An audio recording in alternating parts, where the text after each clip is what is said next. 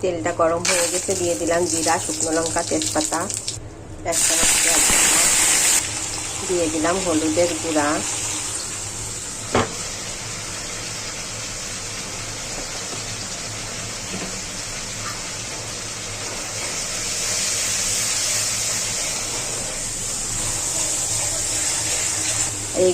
এটা হচ্ছে বাগদা চিংড়ি বলে এগুলোকে।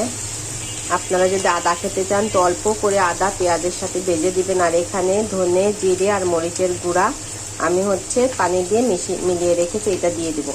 মশলা করতে করতে লবণ দিয়ে দেবেন, আমি লবণ দিয়ে দিলাম। এবার আমি চিংড়ি মাছগুলোকে দিয়ে দিব।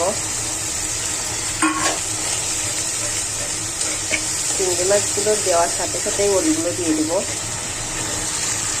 ওলগুলো দিয়ে ভালো করে ভেজে কষিয়ে নিতে হবে, একদম সুন্দর মতো করে ভেজে কষিয়ে নিতে হবে। দেখুন খুব সুন্দর কষা হয়ে গেছে, তেল কিন্তু উঠে গেছে। আর একটা কথা, চিংড়ি মাছ দিয়ে কিন্তু বেশি ভাজবেন না, তাহলে কিন্তু চিংড়ি মাছ শক্ত হয়ে যাবে। আমি ঠিক যেভাবে করেছি সেভাবেই করবেন, তাহলে চিংড়ি মাছটা সুন্দর থাকবে। আর এই যে এবার পানি দিয়ে দেবো। আর ওলগুলো একটু ভাঙা ভাঙা, একটু আস্ত, একটু গলা গলা হলে বেশি ভালো লাগে খেতে।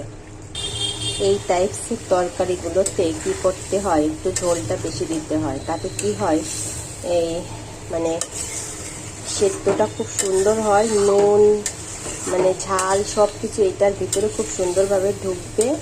আর আঁচটা প্রথমে জোরে দিবেন, এরপর ফুটে গেলে আঁচটা কমিয়ে দিবেন, তাহলে বেশি সুন্দর হবে।